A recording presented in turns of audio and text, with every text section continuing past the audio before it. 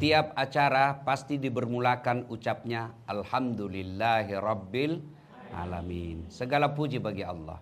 Nah, kita yang ada di ruangan ini ada satu yang kita mesti bersyukur karena Allah berikan nikmat. Apa itu? Satu, nikmat kesehatan.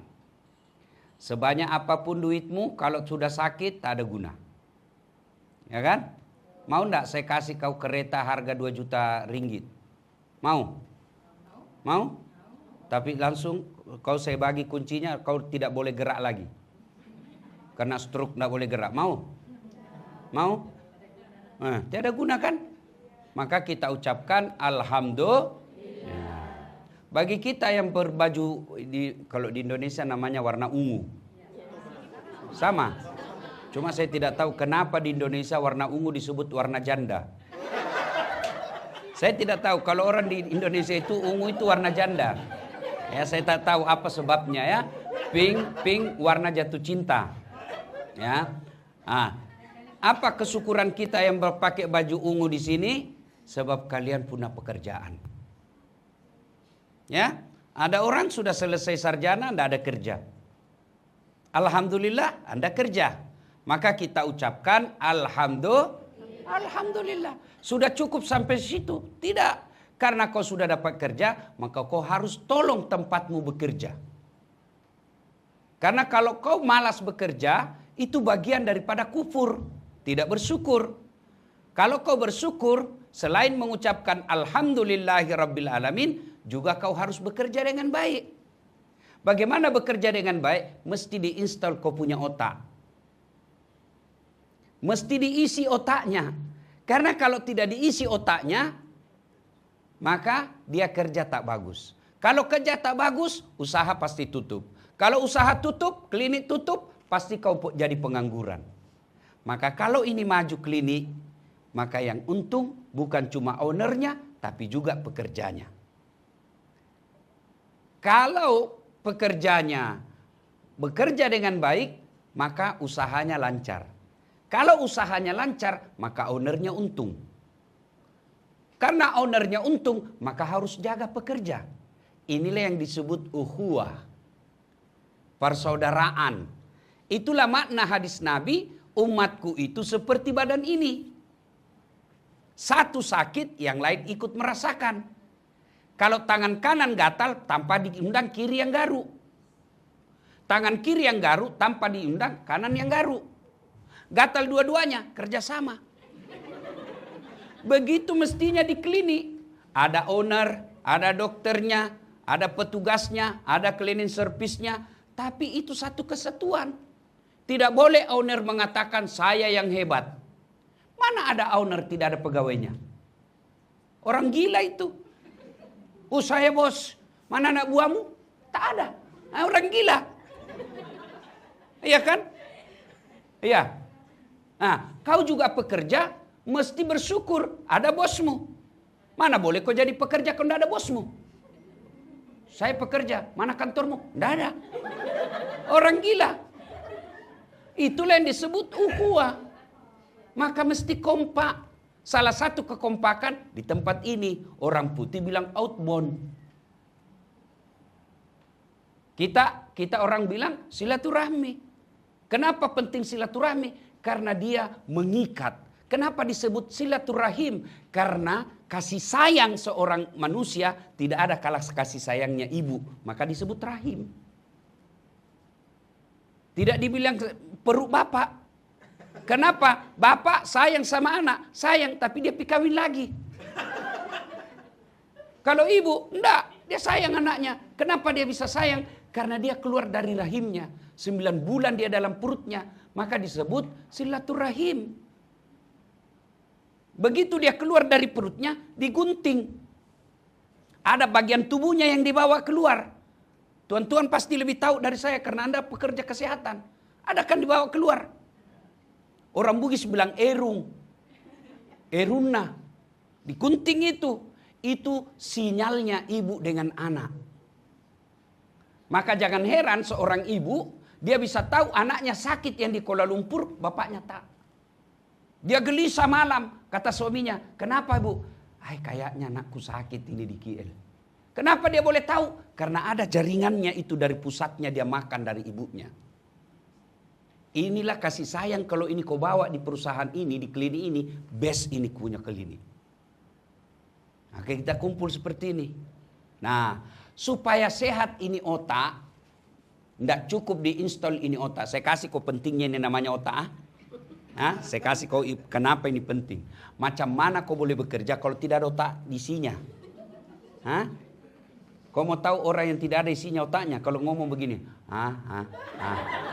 itu beleng-beleng sudah itu, ya kan? Saya ini dokter, ahli mengajar mata kuliah public speaking. Itu ada mahasiswa kalau final test ujian terakhir dia mesti pidato depan saya. Dan ada pelajar saya nakal dia bilang, Ustadz lebih baik saya disuruh berkelahi daripada suruh pidato.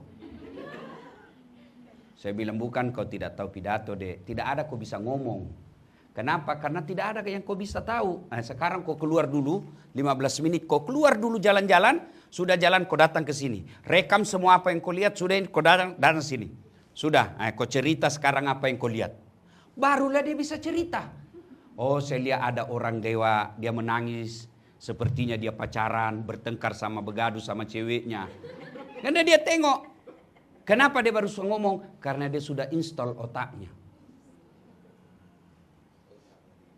Mesti juga di sini diinstal kita punya otak. Kamu mau bekerja dengan baik, mesti bagaimana pelayanan prima. Bagaimana melayani orang dengan baik. Melayani orang dengan baik itu, ini harus diisi.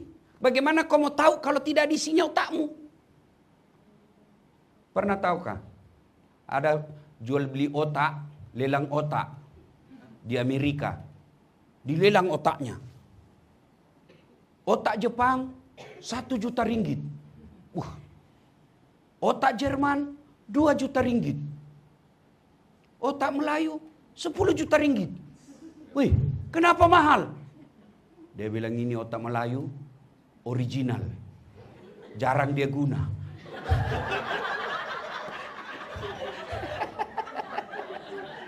Ini Jepun sama Jerman, wah sudah aus dia.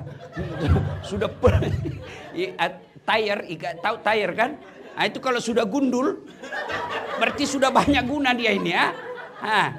Kalau tire yang dia masih original, itu masih baik dia punya karet. Ini otaknya ini gajar dia guna ini.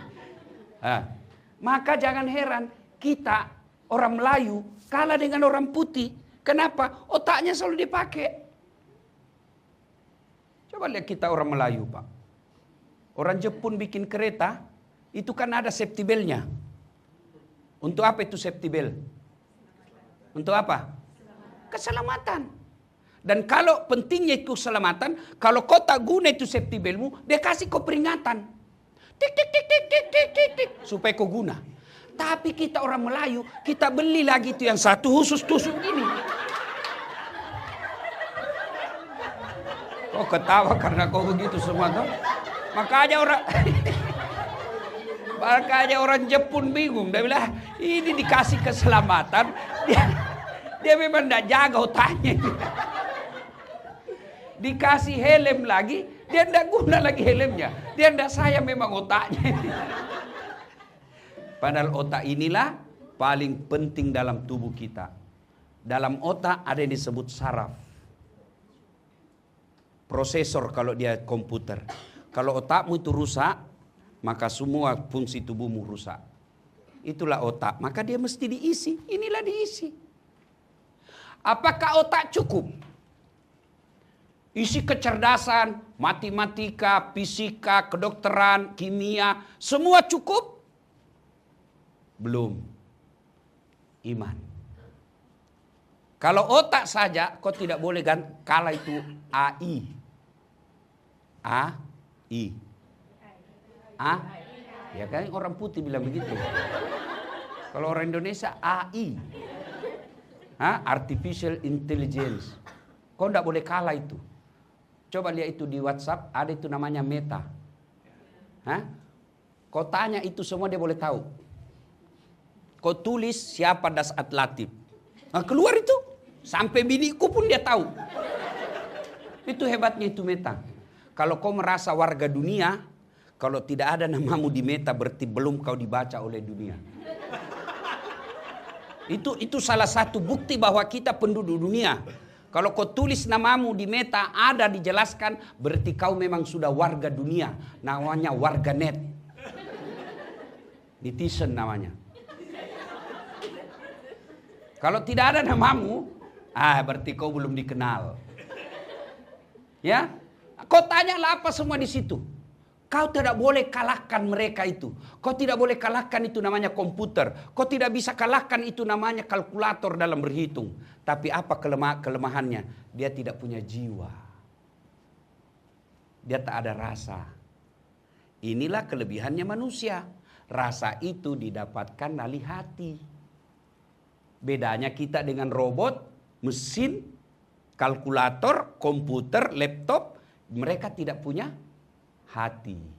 Itulah Nabi bilang, dalam dirimu terdapat segumpal darah. Apabila segumpal darah itu sakit, sakitlah seluruh anggota tubuhmu. Tapi kalau segumpal darah itu sehat, sehatlah seluruh anggota tubuhmu. Saya bertanya, apa segumpal darah itu ya Rasul? Nabi menjawab, dialah qalbu. Hati. Dialah hati. Makanya, kau tengok, kau bawa kereta, dari Tawau pergi Keke. Yang menyetir apa? Pegang setir apa? Tangan. Gas rem apa? Kaki. Yang melihat itu jalan apa? Yang berpikir sepanjang jalan apa? Otak. Tapi begitu ada tikungan, apa tertulis? Hati. Tidak ada tertulis otak. Iya toh? Berarti memang ini hati is the best. Iya toh? Ada pengumuman di klinik. Yang melihat salah type, salah ketik apa? Mata. Yang menulis apa? Tangan. Yang berpikir apa? Otak. Tapi begitu ada pengumuman, apa kata announcer? Perhatian. Tidak ada katakan permataan. Iya kan? You understand?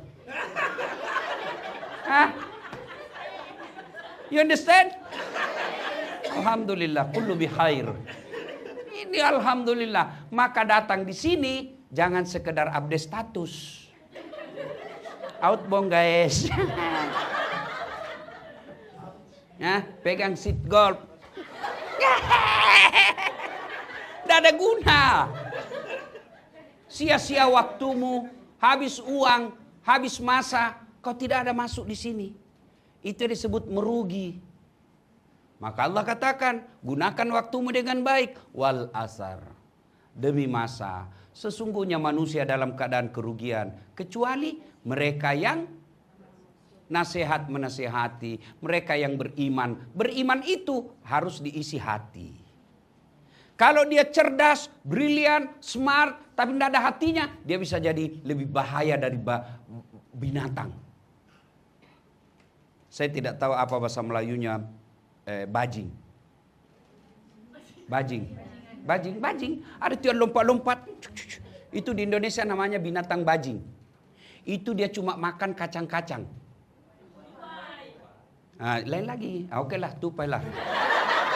Tapi di Indonesia antara bajing dengan tupai beda. Ya. Tupai itu yang ada merah, ada putih di sininya, ada ekornya, itu tupai. Kalau bajing itu mirip-mirip tapi dia lebih besar. Makannya kacang-kacangan, bajing namanya. Tapi bajingan, itu aspal dia makan, besi dia makan, semen dia makan, ya kan? Gas dia makan. Itu kenapa? Dia cerdas tapi tidak ada hati imannya baik. Maka di sini guna iman. Maka penyakit-penyakit itu yang bisa merusak kita punya klinik. Satu, sombong. Dia merusak hatimu kalau sombong. Dia merasa dokter. Dia anggap remeh perawatnya. Jangan kau tengok temanmu yang dokter di sini. Bukan juga dia ya. Kau dokter merasa hebat. Mana bisa kau kerja kalau tidak ada perawat? Tidak boleh. Itu yang disebut sistem. Sistem itu antara satu dengan yang lain saling memerlukan. Karena butuh katanya di sini bahasa jorok. Ya kan? Indonesia itu memerlukan ya. Ya. Ada lagu di sini saya suka, namanya judul lagunya Suci Dalam Debu. Kau tahu itu suci dalam debu? Tayamum. Iya dokter kan suci dalam debu, itulah tayamum. Engkau bagai air yang jernih di dalam gelas yang membeku. Apalagi itu? Sudahlah. Ya, nah ibu bapak saudara-saudara sekalian, dokter jangan menganggap remeh perawat. Karena kalau dia marah, dia kasih kau alat yang salah, kamu bisa jadi malpraktek. Perawat juga jangan kau remehkan doktermu. Karena kau bisa jadi perawat karena ada dokter. Maka kita harus bersinergi namanya. Bekerja sama.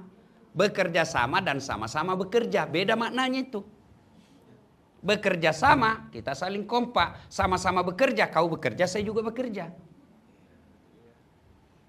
Mesti ini ada. Apa yang kau mau sombong kalau seorang dokter? Saya sampai detik ini belum pernah lihat dokter yang hebat. Kenapa? Karena kalau saya pergi berobat, saya juga kasih tahu penyakitku. Iya toh? Baru masuk dia bilang, Ustaz, ada apa Ustaz? Saya menceret-menceret dok. Dia tanya, kenapa bisa? Dalam hatiku urusanmu. Saya juga mesti kasih tahu. Saya makan ini dok saya. Itu kan yang hebat baru dah. Kau pasti menceret. Nah kan? Ya. Coba. Mana hebat itu dokter kalau tidak ada dibagi tahu sama pasiennya. Diperiksalah kita. Neng.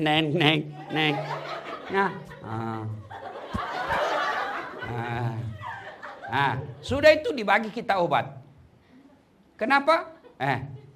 Kau baliklah 3 hari yang akan datang. Kenapa disuruh balik? Mau cari duit? Tidak. Sebab dia mau tahu itu obat yang dia kasih kau cocok atau tidak. Kalau cocok lanjut. Kalau tidak ganti. Itu. Jadi tidak hebat juga. Yang bisa menyembuhkan boleh setuju atau tidak. Pertolongan dokter cuma 40%. Tapi jiwanya dari pasien 60% yang menyembuhkannya. Tidak boleh sombong. Ustadz jangan juga sombong. Kau mau seperti saya. Mau sombong? Tak boleh. Kenapa? Saya bisa jadi ustadz karena ada pendengar. Mana boleh saya ceramah di sini kalau tidak ada yang dengar. 1 jam saya tidak ada yang dengar. Lewat Dokter Asma, sudah lama sakit itu Ustaz. Iya kan? Maka dalam klinik ini tak boleh ada sombong. Kamu pegawai, jangan kau rasa meremehkan cleaning service. You know cleaning service? Ya? Jangan kau anggap remeh. Kamu bisa bekerja, kamu bisa kerja dengan baik karena ada itu cleaning service kasih bersih. Mana boleh kau kerja kalau masuk gede? Siapa mau kau suruh kasih bersih? Ya cleaning service. Tidak mungkin Dokter Asman. Dok, kasih bersih dulu ini. Tidak mungkin toh. Iya. Cleaning service juga jangan anggap remeh dokter dan owner. Kenapa? Karena gara-gara dia kotor, kamu ada kerja. Itulah yang disebut saling memerlukan. Tidak boleh ada merasa hebat. Maka jangan ada sombong di antara kita. Karena pasti satu sama lain saling memerlukan. Maka dalam klinik ini jangan kau remehkan orang lain. Orang meremehkan orang lain itulah karakter sombong.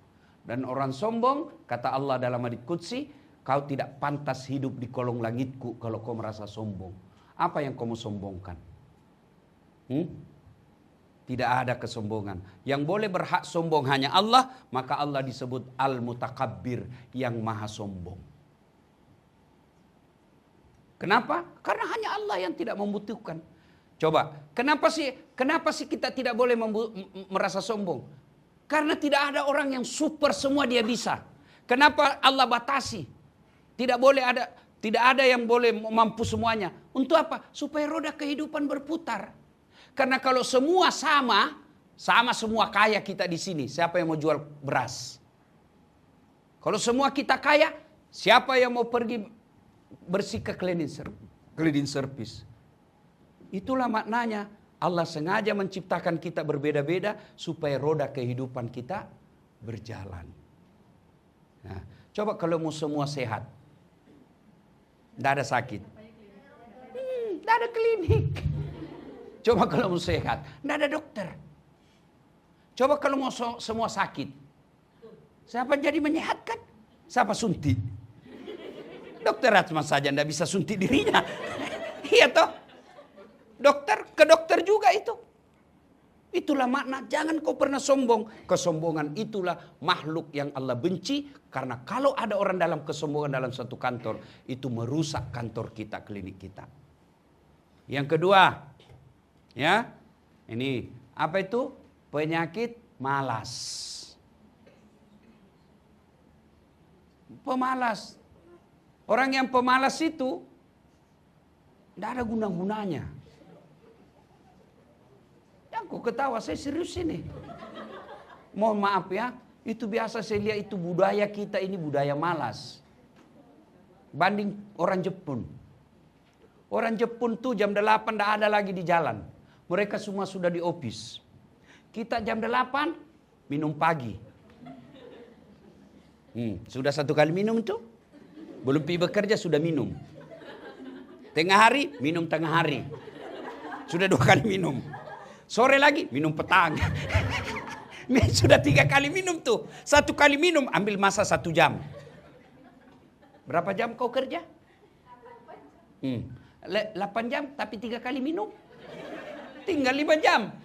Ayo, belum lagi gosip. Ada pasien. Iya kan? Kau tidak gosip pasien, tapi kau tengok dia dari masuk.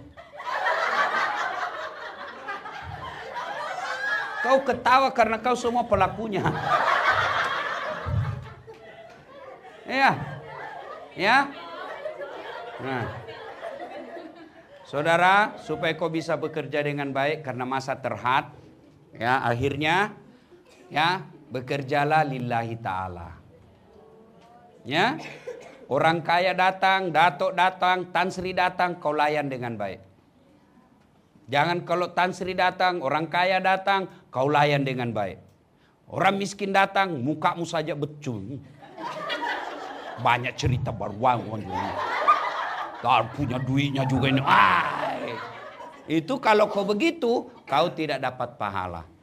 Kalau kau tengok orang, datang orang tua, dia orang susah, kau dalam hati, saya mau layan selayaknya ibu saya. Saya anggap dia ibu saya, maka kau pasti layan dia dengan baik. Kau datang lihat tengok lagi bapak-bapak, macam atok saya ini, saya mau layan dengan baik. Jangan kau cari uangnya semata, karena kalau kau cari uang semata, kau dapat uang di dunia, tapi di akhirat, ya Allah, saya kerja di klinik 10 tahun, mana pahalaku? Malaikat katakan, Allah dia bohong. Dia kerja di klinik bukan karena lillahi ta'ala, tapi karena mau cari duit. Itulah sebabnya semua ibadah kita selalu niat, apapun jenis ibadahmu, mau sholat, mau puasa, selalu kita katakan lillahi ta'ala. Semata-mata karena Allah. Kalau kau kerja semata-mata karena Allah, capek, letih, penat, ngomel pasien, semua jadi amal. Kenapa? Karena kita niatkan lillahi ta'ala. Demikian, semoga ada manfaat. Lebih dan kurangnya mohon dimaafkan. Assalamualaikum warahmatullahi wabarakatuh.